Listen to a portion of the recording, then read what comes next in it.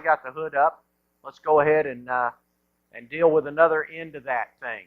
Romans chapter 5 and verse 19 says this. It says, "For as by one man's disobedience many were made sinners, so also by one man's obedience many will be made righteous." Well, that's a big statement.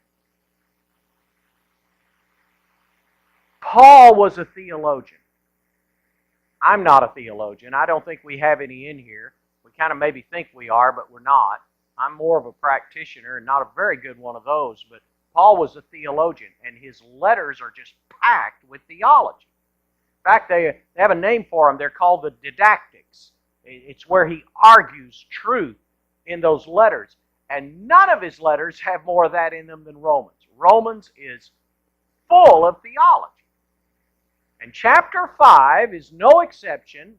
In this chapter, he deals with a big theological issue. It's something that was causing some questions in his day, something that still does. This is one of those things that may run across our minds, or we may struggle with a little bit even today. And so Paul addressed it. Have you ever got just heard one of those things? You hear it, maybe you see it, but you don't understand it. And I'm not talking about physics, and you may understand them, but I don't. But low-tech stuff for me. I still don't understand radio or television. I mean, I can use one. I like them. But I've had it explained to me. Yes, on TV what you've got is you got your audio signal, and then the video sits right on top of it and goes through, and I'm going, yeah. And it makes no sense to me. And that's low-tech. I'll tell you something else I don't understand as long as I'm talking about it. I don't understand how ships float. I can understand a wooden ship because wood floats. That one makes sense to me. But how do you make a steel ship and load it full of stuff and it floats? It's not like they're full of air.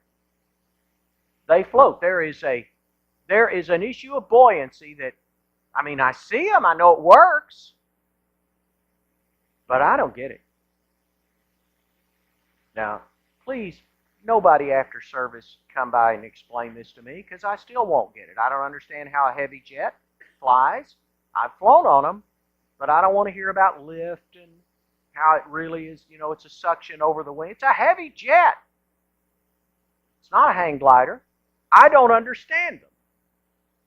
Now, I've seen it enough to accept it, but I don't get it. And some of it's true in Scripture. They're just theological things we get a hold of, and we really don't get it. We really don't understand it. Not everything, though. And some things get explained to us, and this is one of them. This is one of those things about the cross that God deemed to give it to us and to tell us how it worked. And Paul gives it to us in this verse. So I'm going to give you a couple of thoughts this morning. If you're ready to go, say, let's go. That's not bad for out of nowhere. So here we go. Far-reaching disobedience. You notice this? By one man's disobedience. Now, we're all familiar with the story of Adam and Eve in the garden, right? Paul sure was. We know that story. Unfortunately, a lot of people today, even believers, see that as myth. That is some kind of allegory, and Adam stands for this, and Eve stands for that, and the serpent stands for this, and the garden stands for this, and they all represent something, but it's kind of a silly story, and it didn't really happen. But it's not a myth. In truth, guys, Adam's fall affects us. And it has great theological ramifications. We need that fall. You see, when Adam fell, it had a negative effect on him, didn't it? You know the story? God shows up in the garden that evening, and Adam and Eve are hiding. They hadn't been hiding before, but they are that evening. And when God calls them out, they slip out, and they got these fig leaf aprons on.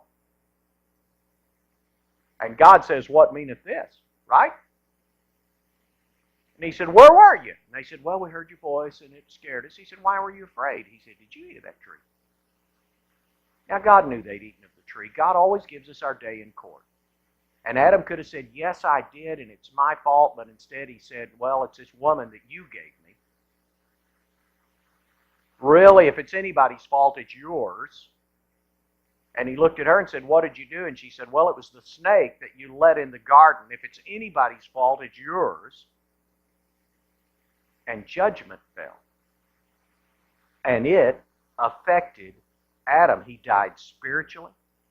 Listen, spiritual death is separation, and when God entered that garden, Adam was hiding. They were separated. He began to die physically. He was expelled from the garden. That doesn't even mention the curse. But it was worse than that, because his fall was passed down to his children. I mean, their oldest son murdered their second son. Didn't take long. And that fallen nature was passed down to their children. And it was eventually passed down to us. That's important. And it all started with one man's disobedience. That's what Paul's addressing here. For as by one man's disobedience. Now, if this morning you are sitting here thinking, well, I'll tell you, I'm a little more enlightened than that, I don't believe that. Well, maybe you're smarter than Paul. But Paul believed it. And Paul referenced it. Adam's was not a victimless crime. As a matter of fact, there really are no victimless crimes. I'm so weary of hearing that. Well, that's just a victimless crime. Man, it not hurt anybody but me. Paul said, no man lives to himself and no man dies to himself. Don't you think that? Don't you think you can just sin with impunity and all it's going to do is hurt you? It always hurts someone else. Someone else is always a victim in that thing. And it was more than just Adam. It was his children and all of those people that followed him. And consequently, are you hearing me? Consequently, we have inherited a fallen nature. Born with it. Adam, before he sinned, now I'm going to give you some stuff I got many moons ago. Adam, before he sinned, had a holy nature. He did not have a holy character. There's a difference. But he had a holy nature. And by that, it means that Adam just naturally tended to do what was right. He just tended toward right. How cool is that? Given the choice, he just was drawn to right. Now, when that nature was tested by the serpent, he chose wrong. And when he did, his nature changed to a fallen nature. And from then on, he just naturally tended to what was wrong. And he passed that down. And it's been passed down ever since then. And consequently, when you and I were born, we just naturally tended to what's wrong. We just bent toward it. Anybody that's ever raised a child and you don't have your head in the sand. Now, every once in a while, I hear one of these parents, my children never lie to me. I think, shut up. Yes, they do. You're just a moron. Well, I think I could trust my children with anything I've got. Well, why do they call them minors? It's because they're not old enough to make rational decisions. That's why they can't sign a contract. Wake up. They're born with a bent toward wrong. All of humanity is. One of the great flaws of liberal philosophy is they think people are basically good. And I think, what planet do you live on? They're not basically good. We tend toward wrong.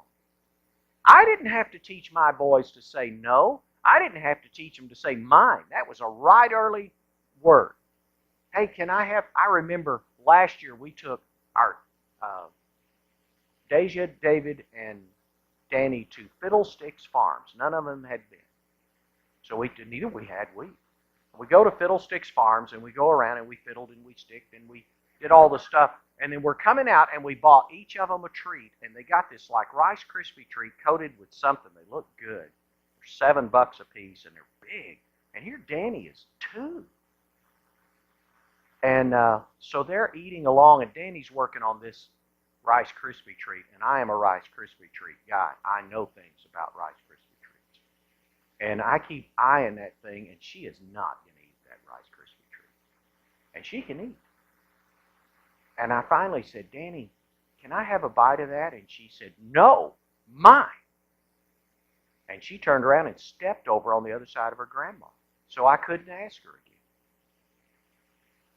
She couldn't eat all that thing. She didn't eat all of it. Why did she say that?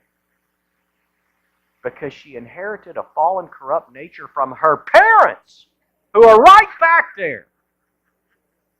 Nobody had to teach her to do that. And we kind of laughed about it at the time, but the fact is we don't ever really grow out of it. And we fight it our whole lives. So we have to teach our children to share. And we have to teach them not to throw temper tantrums. And we have to teach them you don't take something that doesn't belong to you. You don't have to teach them to take it. Teach them not to. Why? It's been passed down. We inherited it. I inherited it. And the reason Danny inherited it from her daddy is because he inherited it from me. You see, Adam had a fallen nature. We inherited natures that damn us. They doom us. Now, we still make the decision to sin. Don't you have any doubt about that? It's not it's not my fault, man. Wait a minute, it's not my fault. The devil made me do it. It doesn't work that way. You decided, but the truth is you had a bent toward it to start with. You already had a desire toward it. You have the bent, but you make the choice. I always like the idea of inheriting something. But not this. I would love to inherit. I'd like to find out I had a rich uncle that had no children and for some reason chose me out of the group. Who wouldn't like that? You ever seen those movies? You have this mansion and I wouldn't move into it. I'd sell that sucker.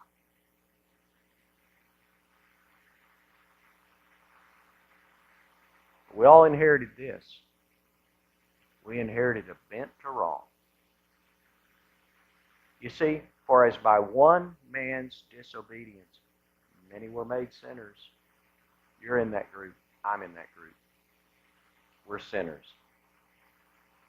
John said, if any of us say that we're without sin, we lie. And we don't do the truth. Fortunately for us, things don't stop there. I'm glad this is not just a half verse. That's the second thought. I want you to notice the far-reaching obedience. So, for as by one man's disobedience many were made sinners, also by one man's obedience many will be made righteous. In a kind of strange way, the inheriting principle works for us. Because our bent began with one man, even though it was a long time ago, it began with one man. Our key to righteousness, forgiveness, and life can be purchased by one man, even though it was a long time ago. Now, if we had had no federal head, if each of us were individual creations, like the angels, individual creations, and we all just happen to choose wrong,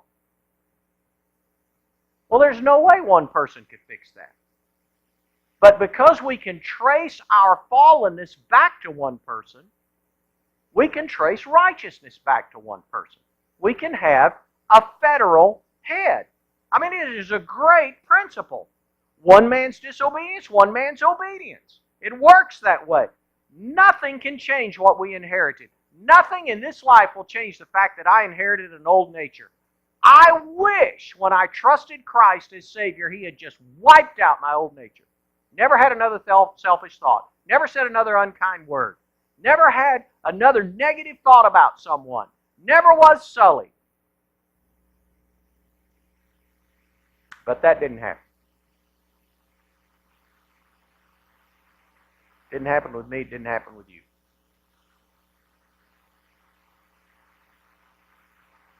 But someone could nullify it. Someone can introduce us to a life principle, and they can introduce that into us by faith. And we can be considered righteous before God. It'll work in us. I have type 1 diabetes. It is what they call an autoimmune disorder. It's not like type 2, which is just kind of pancreas failure. Type 1 is an autoimmune disorder. It's when your own body destroys cells in your pancreas and it won't make insulin. Every once in a while I have somebody tell me, well, if you'll just take this, man, it'll get rid of your diabetes. Maybe a type 2, but a type 1, my pancreas doesn't work. And so I have to take insulin. And it has to be taken by injection, 4 a day. And every once in a while somebody says, well, I couldn't do that. Oh, yes, you could. Yes, you could. Because I have an autoimmune disorder, I pass that down. And my oldest boy has type 1 diabetes. He didn't get that from his mama. He got that from me. My middle boy had a syrinx, they call it. It was a deal on his neck, and they had to do surgery. And fortunately, they were able to deal with that, but it was autoimmune. You know where he got that? And my youngest boy has ankylosing spondylitis. Now, I want you to write that down. I'm going to test you on it later. Ankylosing spondylitis. It is a autoimmune disorder that attacks the joints and back of young people. It hit him when he was 17. And it inflames all those joints and becomes arthritis.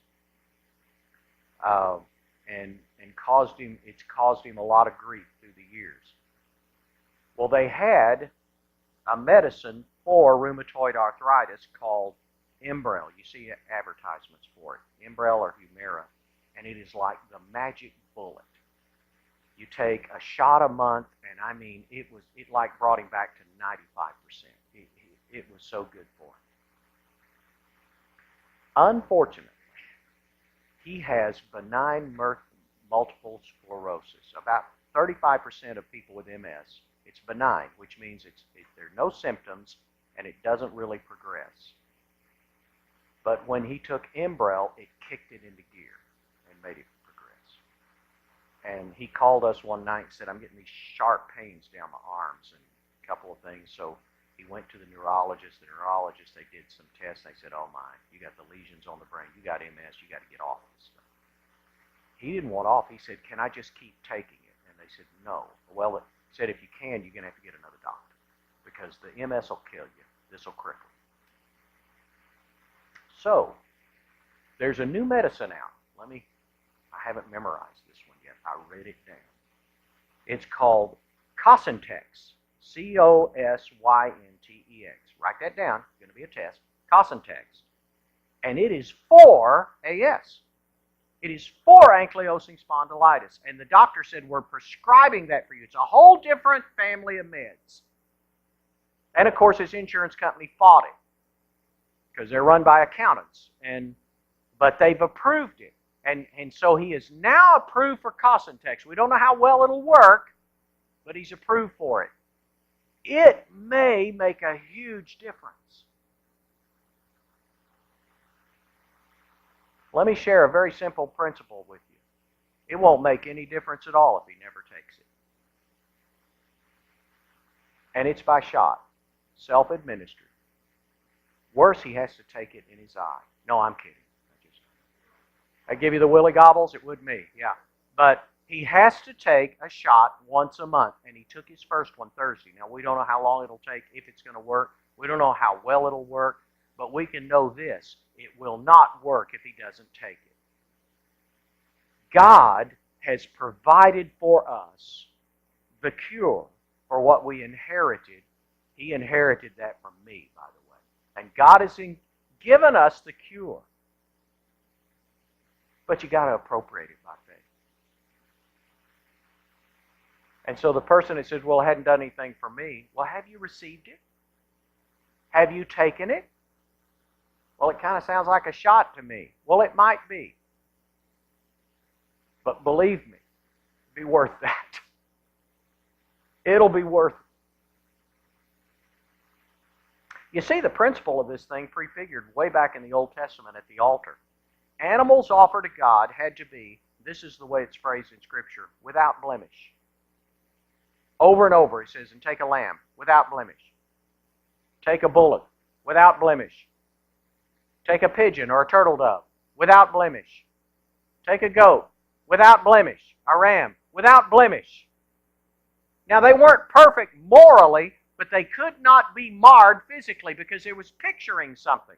So you couldn't say, well, we gotta offer God a ram. I got one over here, it's sickly. I think he'll be dead in a week. It's a little scurvy. Let's offer that one. God said, no, it's got to be without blemish. I want one that is ideal. At the Passover, they had to lock that thing away for 4 days just to be sure it didn't get a blemish. And then bring this perfect, as well as they could do, this perfect animal. The principle was laid down because a sinless sacrifice was coming. And God wanted them to get used to that. And that sinless sacrifice did come in the New Testament. It was on a Roman cross. And He was more than without a physical blemish. He was morally perfect. He was the only really good man ever born. He was without sin. We talked about that a little bit last week. Because we became sinners through an imperfect forbearer, we can be redeemed through a perfect forbearer. How symmetrical is that? So here's what this comes down to. Excuse me. When someone says, someone dying 2,000 years ago is supposed to have some effect on my destiny, what does one have to do with the other? That doesn't make sense. Why would some guy being crucified on a Roman cross have anything to do with me? Actually, it does make sense. God was very deliberate in fulfilling His own law, in paying our sin debt and purchasing us life. Because we inherited, we can inherit. That is one of those things in theology that we can get. His death on a cross 2,000 years ago has a lot to do with me because someone's fall in a garden 6,000 years ago has a lot to do with it. God doesn't expect you to suspend common sense to come to Him in faith. Now, it's still faith. But God doesn't expect you just to go brain dead. What you find is God's Word does add up. And they do work. And though we don't understand all about it, His Word's kind of like that heavy steel ship that floats. And there are some people with minds to understand that. And they can explain exactly why that works that way. And then there are people like me that even when it's explained, they still don't get it. But I know this. I know they float, and I know there's a principle involved. And that same principle always works. It works. So I know this. I can't say I understand all about that. I can't give you every nuance. I can't explain every little facet of it. But I know this. I inherited a bent toward evil. I don't want what I deserve. I don't want what I got coming. You know, we get a lot of that. Use L'Oreal. You're worth it. Right? And you get it on these commercials all the time. You deserve. Yeah, you deserve. You know what I deserve? Yes, you do know what I deserve. You know what you deserve. If I got justice, don't you call out for me to get justice. If I got justice, God would be judging me right now. If I got justice, the first time I sinned, He would have cracked me with a good lightning bolt and sent me right where the sun don't shine. I would spend eternity paying for my sin if I got what I deserve. I don't want what I deserve. I want mercy. I want grace. Yet God, who is just, cannot just overlook my sin, because that's not justice. If a crime has been committed, well, then justice has to be done. So His Son stepped in our place, and He took what I deserve so that I could have what I don't deserve.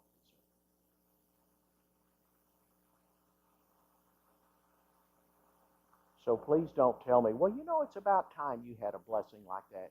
You deserve that. No. Don't tell me that. That irritates me. I'm offended by that.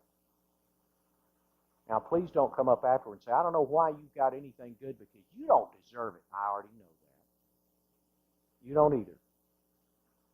Well, how come we just don't have a bigger house? You don't deserve a bigger house. You don't deserve the one you're in. Put a sock in there. Thank God for it. Why don't I have a nicer car? You don't deserve a nicer car. You don't deserve the one you got. Be thankful for it. Well, I could go on with this all day. God's mighty good to us, isn't He? Great love wherewith He loved us. So His Son said, Adam fell, and humanity went on a deep slide. And God said, I can fix that. It's going to cost a lot. You know, He spoke the world into existence, but our souls cost Him His Son. Didn't fix easy. He said, I'll do it. And we'll put that federal headship theory, or not theory, but federal headship law into effect. And whereas by one man sin entered, I can take care of that one. My Son.